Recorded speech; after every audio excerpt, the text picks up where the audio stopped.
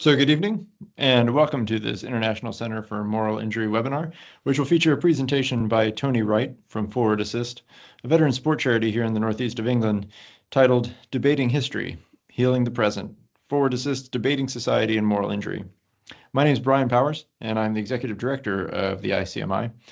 As tonight's webinar resonates deeply and directly with the aims, vision, and purpose of the center, I should just note that the ICMI is committed to producing and receiving new scholarship on moral injury, facilitating new research by building networks of academic scholars, military members, chaplains, clergy, and others with knowledge of and experience with moral injury.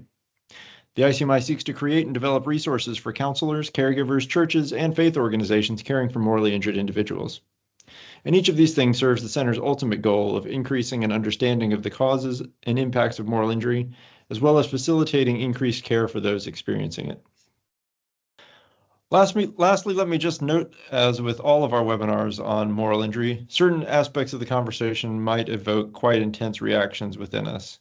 I've been keenly aware of late of my own reactions to studying moral injury and the feelings it can evoke within me.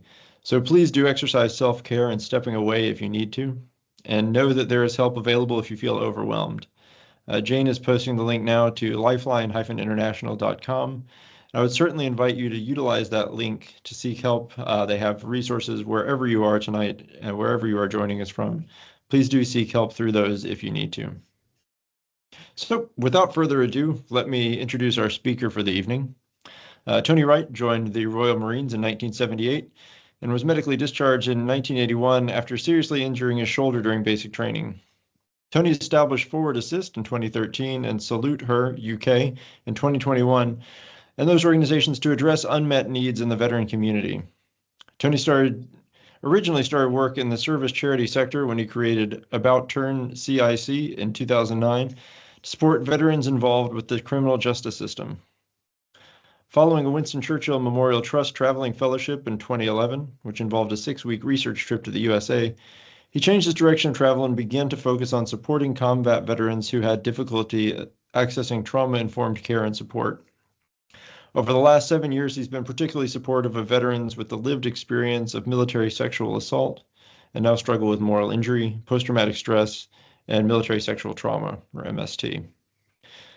Qualified and registered social worker, former probation officer, and home office advisor with 42 years experience of working in a variety of senior management positions within the social welfare and voluntary sector, Tony describes himself as a political activist, campaigner, and agent of change. I spoke with Tony a few weeks ago about one of the projects that Forward Assist has done, and I'm simply so impressed by their work, and I'm honored to welcome him to our ICMI podcast series tonight. So Tony, I turn things over to you. It's an honor and it's an absolute pleasure to actually be invited to speak at this seminar. And I really want to share with you why I set up a debating society, particularly for veterans, and where I think the real gains are in relation to military sexual trauma. So if we could have the next slide, please. Thank you. Well, basically, Forward Assist is a multi-award winning charity based in the northeast of England, but we've got a sort of geographical footprint across the UK and beyond, actually, and we work very closely with certain organisations in America to particularly help veterans who are suffering or haven't managed to get their needs met in relation to combat trauma. And I'll talk a little bit more about that as we go on. Next slide, please. So, who am I? Well, very simply, I'm Tony Wright. I'm the founder and CEO of Forward Assist.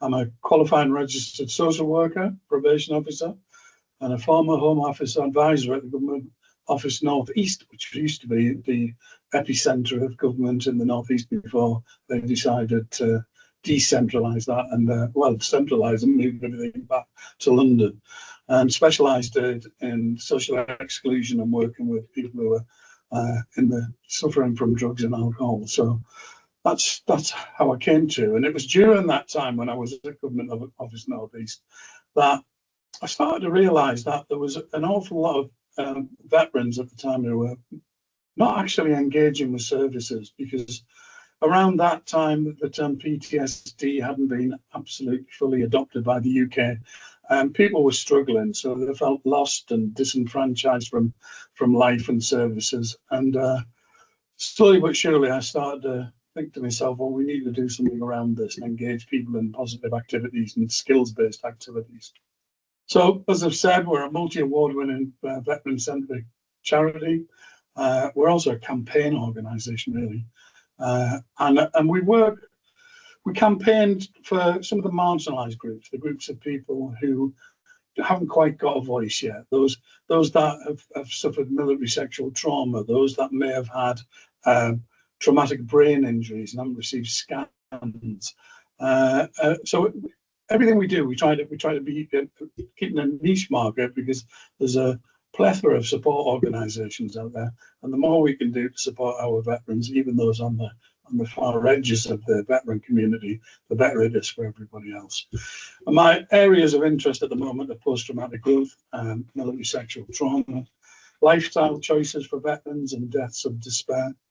For those veterans that just feel like they just no longer fit into the civilian community and live really poor lifestyles, and eventually, sadly, in some cases, die before the parents. So these deaths of despair, I believe, could be, if we deliver the right package of support and care, we could address those. And I'm also very interested in the experience of intersectional military communities. Next slide, please, Jane. So what do Forward Assist do? Well, we have been, we currently are, and we're going to be in the future, is very much a one-stop shop, and it's an in-person and virtual information, advice and guidance service, so people can actually get in touch. And I've been around long enough now to know who all the organisations are, and if I think it's appropriate that we could do for something for someone, we will, if it's one of our specialists. If not, and I think the needs can be best met by other people, then we will refer them on, and we do on a daily basis. So we're based in a community centre. That's up a multidisciplinary team of people working in the community centre. It's an average everyday community centre. Doesn't look any different from any other community centre. So if you come in to see Forward Assist, you wouldn't actually know, unless you actually had an appointment. It's very anonymous and very, it's good. It's good in the sense that nobody's getting stigmatized by walking into a building. And you'll understand why when I talk about things a little bit further on. So it's fully wheelchair accessible. It's a modern building, free car parking, and it's just a tremendous building to work in. So our work is based around engagement, assessment, care planning, standard social work sort of modus operandi. And for us, the ultimate goal is civilian assimilation. So I think veterans really are the civilian community's greatest untapped asset, which I'll talk about later. So we need to make sure that people are not left outside the tent, and we need to pull them into the civilian community after military service. So we empower veterans aged between 18 years, and our oldest veteran is 102. An extraordinary individual, who's also a world record holder, and he's still going strong. I saw him last week, and he's an amazing character. And I think this one of the other aspects of our work has always been intergenerational, and we can learn so much from not only the younger veterans but also the older veterans. So that's where we are. The British Parliamentary Debating Training Project was an idea of mine to actually teach veterans debating skills. As a way of improving their skills for future employment opportunities. And as Brian said, when I went over to America way back in 2011, I did come across an oratory skills program, which I'd never heard of before, for veterans in America. And I was quite blown away with it and thought, well, we could do something in the UK. And I've been doing that now since 2014, and it's been ridiculously successful, and the outcomes are very, very positive. And so it was so much so that we set up a UK and USA veterans exchange projects where we could bring veterans across. We could go across there and take veterans to America, and then share best practice between our countries. Next slide, please. So we believe, as I said, veterans are the civilian community's greatest assets. I don't think a lot of people quite got that. A lot of veterans don't see themselves, sadly, don't see themselves in that role yet, but I really believe it's true. We don't believe in the mad, bad, sad, broken narrative that we hear so often. I think the problem there is we're just not getting the right service to the right people at the right time. And as a social worker, I think that's very easy for us to do. We promote and foster post-traumatic growth, and post-traumatic growth is the ability to overcome adversity and use that struggle and those difficulties to help other people and be of service to others. We encourage and facilitate community connection. So we don't want there's lots of them, you can go to them, lots of groups that are veteran specific, but we want groups where veterans will actually integrate with the communities in which they now live. So there were citizens before they joined, there were soldiers, or they may have been reservists or soldier citizens, but they're citizens again, and the more we can connect them to the community support, the better. So that's part of it. So it's this soldier to citizen life journey that we're really interested in. And if they're not getting their needs met, we're quite happy to write a report or do some research and consultation and move them on to actually get where we want to do. And particularly hidden and marginalised groups. And we'll talk a little bit more about those particular groups that still are not getting the support and recognition that they need. Next slide, please.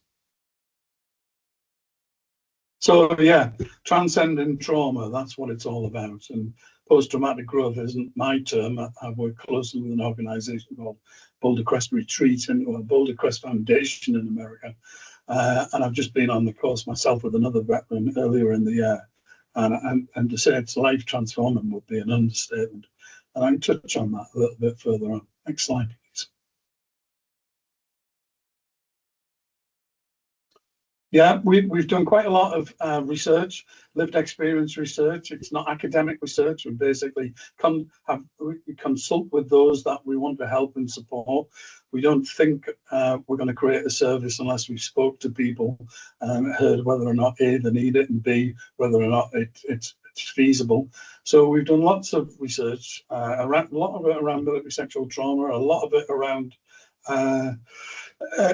veterans who've ended up in the criminal justice system. And that report there called Straight from the Forces Mouth is actually a very positive report where we spoke to, I think it was 40 successful combat veterans who successfully made the transition back to civilian life. And they give us their top tips for a successful transition to civilian life. And if you get the chance to read any of them, you can find them all on our website, which is at worldwideweb.forwardassist.com. Next slide, please. So the Forward Assist Veterans Debating Society. I'm not very good at Latin, so I think actually Miles Tung Civis is probably, I hate to use the term bastardized, but it probably is, which basically means soldier to civilian. And that sort of captures what we were trying to do with this particular debating society. Next slide. So the Veterans Debating Society, we're going to call it VDS. Its raison d'etre is basically to help veterans and give them a voice, really. As you know, many veterans carry hidden wounds of war, guilt, regret, moral conflict. And we aim to give them confidence, communication skills, and an opportunity to be listened to in some very, very powerful settings. And so it's a skill-based training course that helps tackle moral injury purely by letting people talk about the issues that have impacted their lives. They are the experts through experience, and they are then able to, through the debate training that they are given, able to talk about this in a not dispassionate, but they're removed from the initial trauma simply by the fact that they're in a role as they're debating it in a very structured way. And for the majority, well, not for the majority, for all of the people who take part, I've never seen anything but huge improvements in confidence and abilities. Next slide, please. Yeah, so obviously, being a social worker, or maybe not, but nowadays, the Debating Society helps create a physically and psychologically safe space, and that facilitates community engagement and connection to others. When people are marginalised or disenfranchised from either the veterans community or mainstream services, it can be a very lonely and isolating place. And this particular project can be done either in person or virtually. Either works just as well, and it can actually connect people with a goal which includes learning. And unlike counselling or clinical interventions, it's a peer-led forum where veterans can challenge ideas and beliefs without judgment and stigma. And that's proved to be a really important part of this process. It builds confidence and transferable skills in public speaking, critical thinking skills, and argumentation. A lot of veterans, well, I know I did, when we leave, there's a big difference between being assertive and aggressive. And I know that in the past, when I was in my early days of transitioning back into the civilian world, people would say, like, it's not what you're saying, it's how you're saying it, which was an interesting take on things and made me think about, we need what is assertive, what communication skills do we need to use and work on to actually be heard and understood and not alienate. So it helps veterans gain confidence and skills that can strengthen the future employability and indeed civic engagement. It's a powerful, powerful tool. Debate training is an extraordinary mechanism to give people huge gains in confidence and an engaged life. Next slide, please.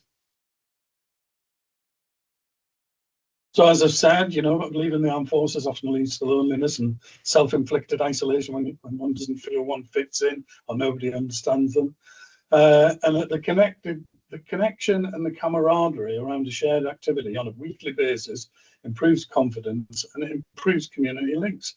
A lot of the veterans we know would never ever considered being involved with universities, would never have considered debate training to be an interesting skill to learn. It was what other people do, not particularly them. But what we do, we break down those barriers. We break down the barriers, taking people onto university campuses, meeting students. So there's an intergenerational mix of veterans meet the students learn off the veterans learn off the students. And it's just it's a life transforming experience, and it opens up people to, and they have done, to then actually go and enroll on higher education courses and go to university and reinvent themselves through further education.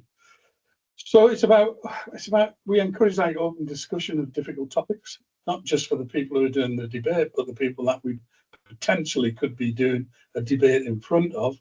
And we've questioned military ethics, we've questioned politics of conflict, and we've also, it's allowed veterans to confront subjects that are usually taboo, but which have shaped their lived experience. And again, very, very empowering exercise. Next slide, please. So as I've said, the VDS helps bridge the gap between veterans and wider society by connecting them to the communities, by connecting them to groups of people that would never have met before. We've worked with debating societies such as Newcastle University, Northumbria University, Cambridge University, and more recently, an organisation called Parallel Histories, who teach young people all about debating. It's not British parliamentary debating as such, but it's at a level which anyone at any stage can get involved in. And we found that during COVID, we couldn't run one of our programs with one of the local universities because everybody went home and we're all under house arrest, if I remember correctly. So Parallel History stepped up and we managed to train, at the time, 40 women veterans in debate skills over a 10-week period. And doing it virtually was extraordinary because when they actually met face to face, I couldn't believe that these people had never ever physically met each other before, and it had all been on screen rather than in person. Just amazing, quite amazing. And we involve MPs if we're wanting to promote change or instigate change. And we have a variety of public audiences. We'll invite everybody who would be interested to hear a veteran's story or a veteran's debate. Yeah, by bringing veterans' voices into mainstream civic life, we bring veterans into mainstream civic life, and people understand a lot more of the experience of veterans and the difficulties they may have integrating into civilian life. And again, it's about turning pain into productive dialogue, turning pain into change and social policy change. Through the debate, the process itself, the veterans are able to externalize and reframe their challenges in a constructive way. Instead of it being a really negative experience, actually they realize that they are going through some form of post-traumatic growth, and they're able to then understand not only other people's perspectives, but their own issues and themselves a lot more. And it's a model that recognizes that traditional interventions might not work for everyone. Not everyone can go and be part of a veterans group. Not everyone can be part of a veterans association. If they left the military because they were, say, for instance, sexually assaulted, then going back to one of those settings might be particularly stressful if they think they're going to meet somebody who may know what happened to them or one of the perpetrators. So this debate model is a really interesting way to empower people and give them confidence.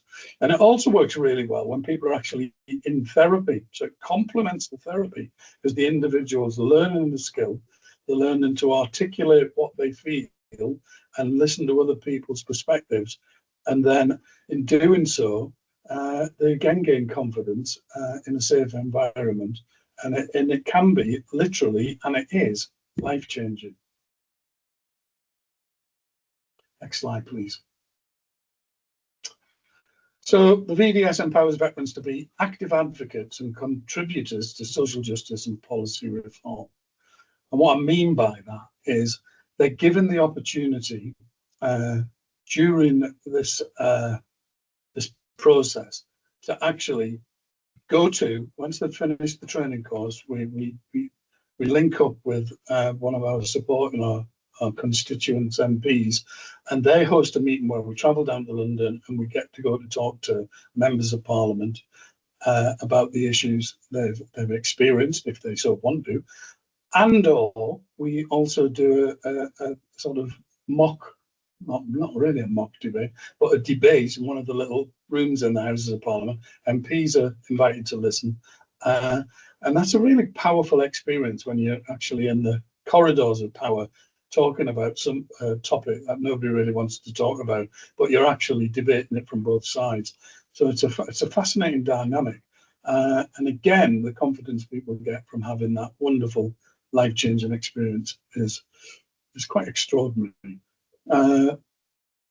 So we've actually had people do debates in the House of Commons and the House of Lords, and it means that the veterans, the marginalised veterans, the disenfranchised veterans' perspective is heard in places where real change can happen. Next slide, please. So that guy came to one of our early debating projects with Newcastle University, and I didn't believe he'd really get into it, but he really got into it in a big way. And it turned out that not only did he get into it, he was really, really good at it. And Baroness de Souza, who was one of the early supporters of the Veterans Project, she came out to see it happen in action in Newcastle, loved it. And she invited this guy here to speak in the House of Lords. And we went down the House of Lords, and that guy there was the final speaker. So he had to pick up all the arguments from both sides. And I think they were arguing at the time that, there was, the argument was that the armed forces, the Ministry of Defence and the armed forces were doing much more for veterans than they ever did during World War I and World War II. And this guy had a very different opinion. And as he summed up the whole debate, and he's the last to speak, he actually turned the whole debate round, and their team won. And he was saying that now they haven't quite got it yet. Now I'm living experience. That was a really, really powerful experience for him. And he later went on. I remember we finished it, and he was superb. It was extraordinary. He went and challenged. He had when he left the military, he didn't feel that he'd got the compensation for the medical discharge and the physical injury. So he went back and actually went back to a panel, and with the experience he had from the debate, he actually made his own case, argued his own case, and won the case, and got a substantial back payment of finances, which again significantly changed his life. And he also then had the confidence to engage with other military charities, and he's still doing that to this day. So there's an extraordinary success story. Next slide, please.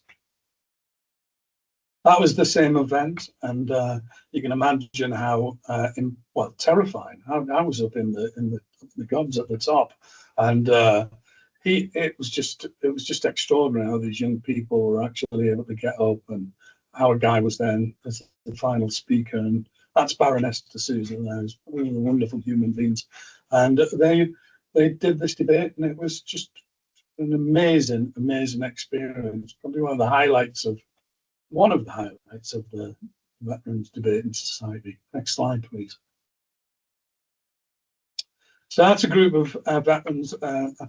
We went again, and what we do is we get a tour of the House of Commons, and Baroness de Souza also arranged for some of the guys who we went with to do a tour of the House of Lords, and she personally supervised it and arranged it. And then we got to go and sit with her in her little room in the House of Lords, and she listened to the stories of the guys, and for once they felt listened to, and she understood their situation, and that really had to have that close contact and connection with a baroness. In normal circumstances wouldn't happen for a bunch of guys from the northeast, but through the power of debate, it was a level playing field, and a wonderful experience. Next slide, please. Yeah, that's one of our women veterans debates, and this one was one of the debates. Yeah, this debate was one where we talked about taking a difficult subject matter, going, are armed forces charities doing enough for women veterans? So you had one team arguing saying they were, and the other team arguing in the House of Commons saying no, they weren't, and it was extraordinary. So eventually, the women's team that were arguing for saying no, you weren't, won.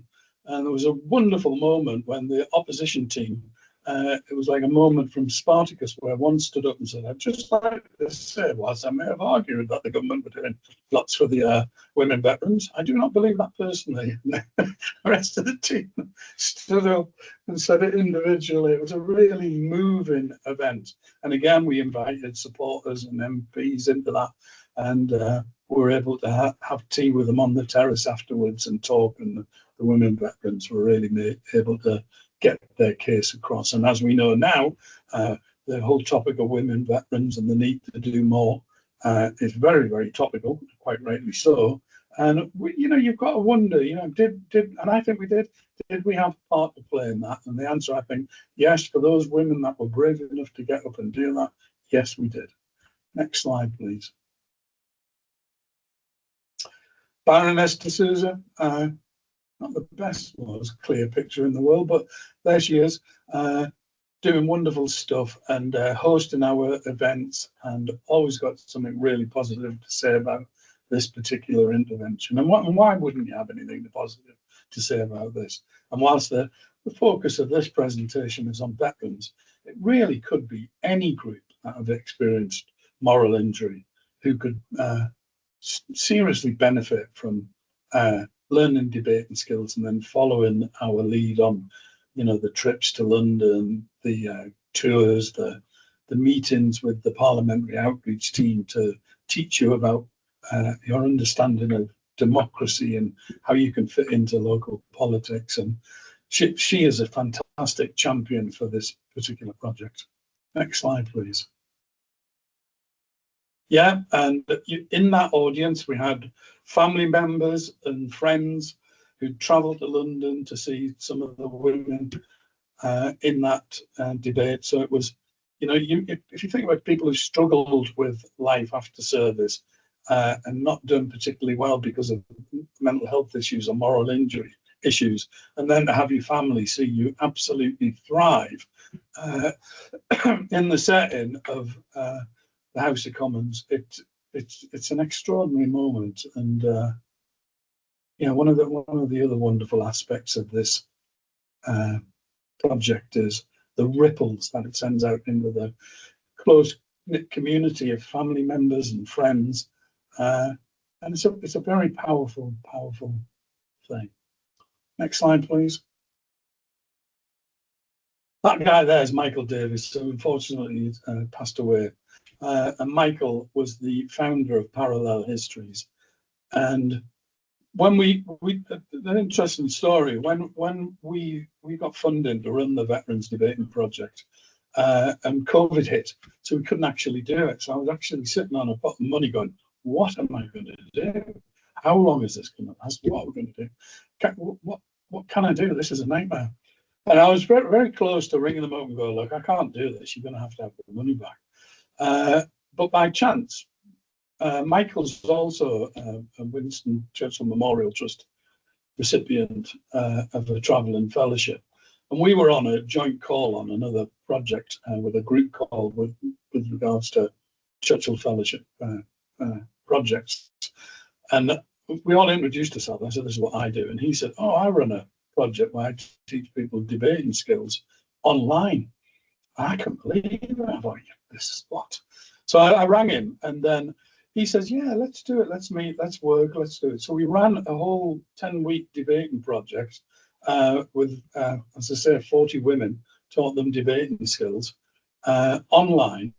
And it was just extraordinary. I didn't think it'd work online, but it did.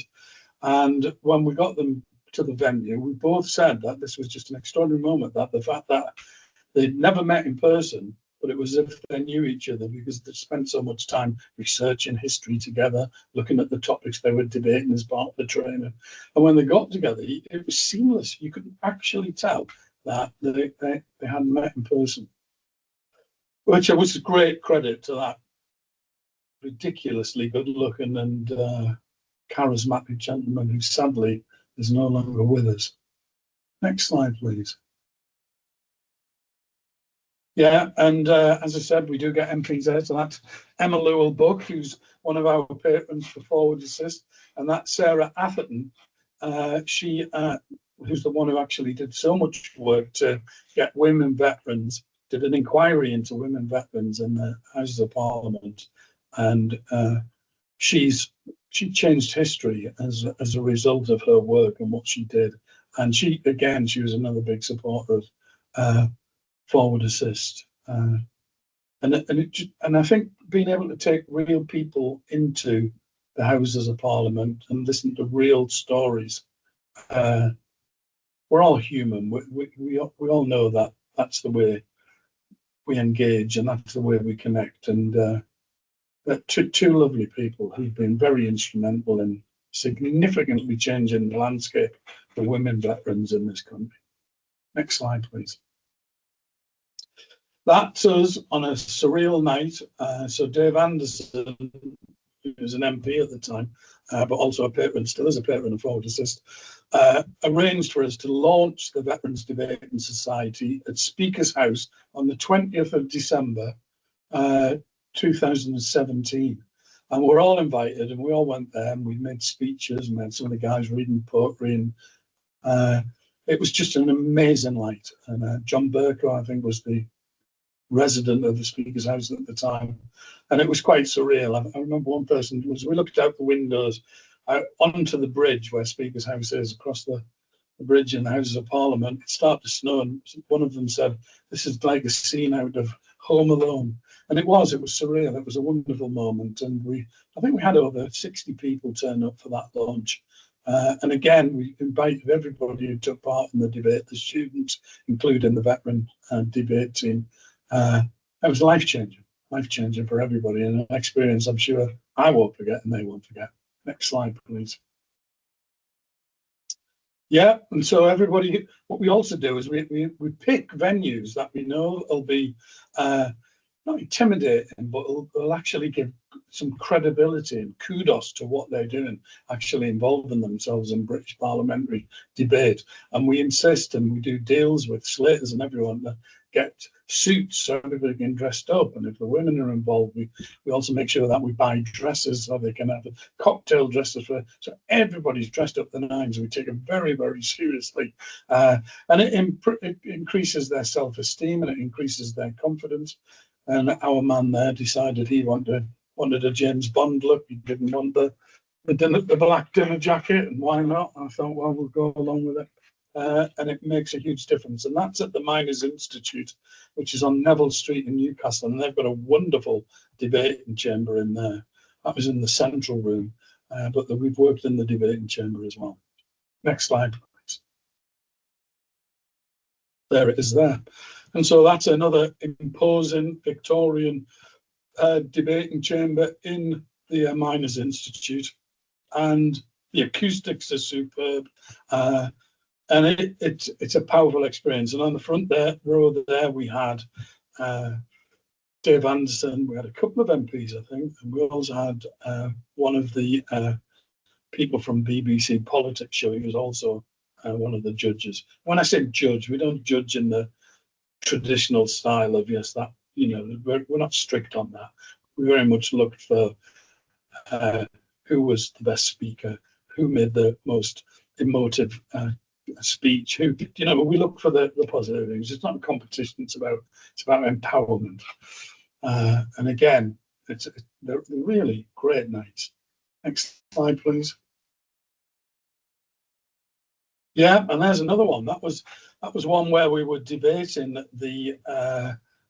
what were we debating there? Yes, there was a guy in World War I who had a court-martial of some 30 minutes before they shot him for cowardice, which we now know as PTSD. And we debated whether or not that was right to do that. And it's quite a complex case, actually. There was lots of different factors and dynamics going on with this particular individual.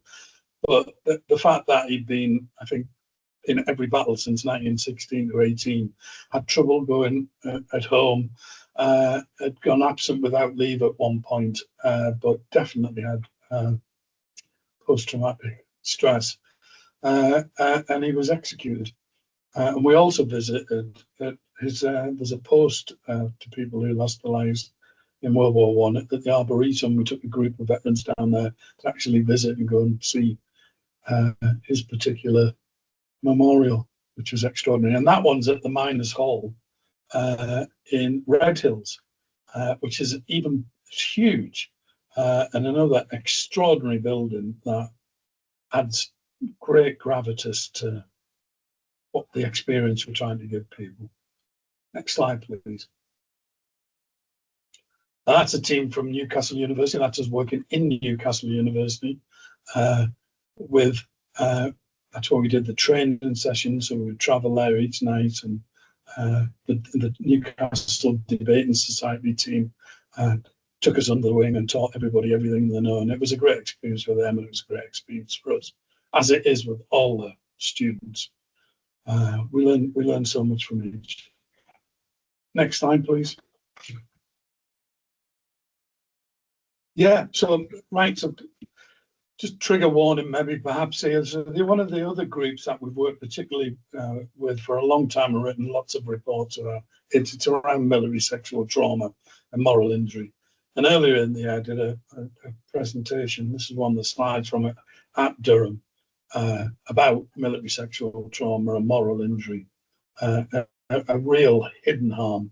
And for those that have experienced it, there are real invisible wounds. And we are campaigning for the Ministry of Defence to adopt the term military sexual trauma so we can create care pathways for any individuals who have had that experience and get them the right support at the right time.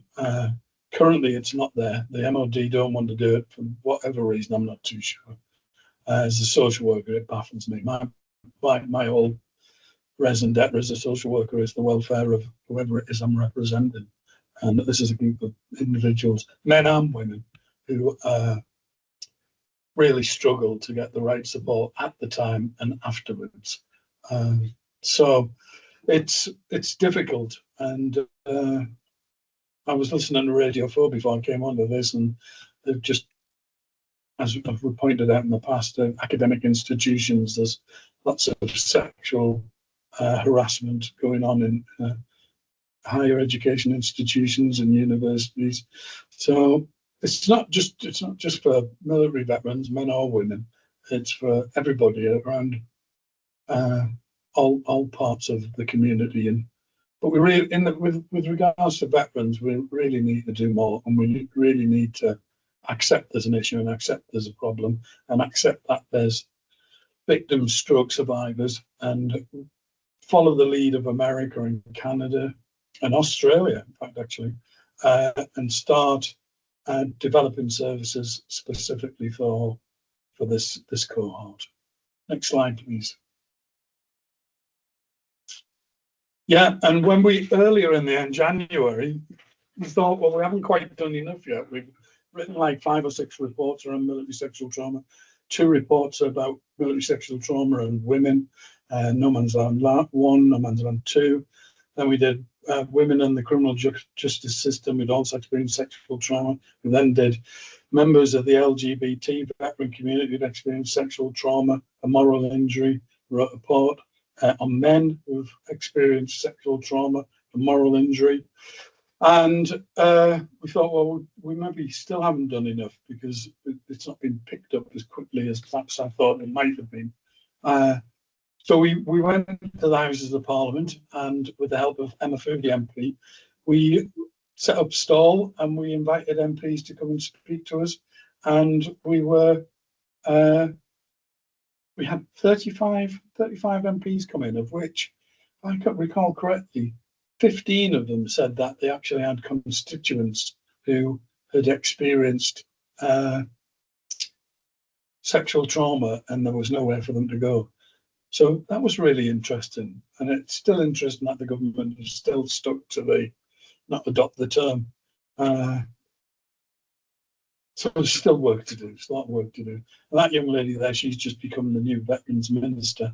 And we're hoping that she will have a better insight, given that she did come along and listen to us, and her own experiences of serving in the military, to understand where we're coming from. This is not a blame culture. What we're trying to do is we're trying to create a service and services that will save lives and enable people to have meaningful lives after they've left the military. Next slide, please. So, a bit early, but not that early. In summary, so many, and this goes for everyone. It's not just veterans. So many trauma survivors, not just veterans, carry moral injury. That deep sense of guilt, shame, or betrayal that traditional clinical support doesn't always reach. And too often it leaves them isolated and unheard. And what the debate programme does, it gives people the opportunity in a very safe and structured way and skills-based to actually voice what the issues, their experiences, listening to opposing arguments about why things may have happened and why systems are not as good as they could be, and then still actually come out of that with a better understanding of, as I say, their own issues and the difficulties perhaps the systems are facing trying to implement change. So it's a great opportunity to explore complex intersectional issues. People share their lived experience and process moral injury through dialogue, not shame and not silence. And it can help turn moral injury into moral courage, and in doing so, create tomorrow's leaders, advocates, and educators. Next slide, please. That's Dave Anderson, who was an early adopter of a big supporter of the veterans debate in society. And he went above and beyond to help us set the program up, and I spoke to Dave and said I'd be doing this presentation, and he said, I'll give you a quote for your slides. So if we go to the next slide, please. So Dave said, I was privileged to support the Forward Assist Veterans Debating Society at the very start of this groundbreaking communication skills intervention with the men and women who, when I was an MP, we asked to go the extra mile and more.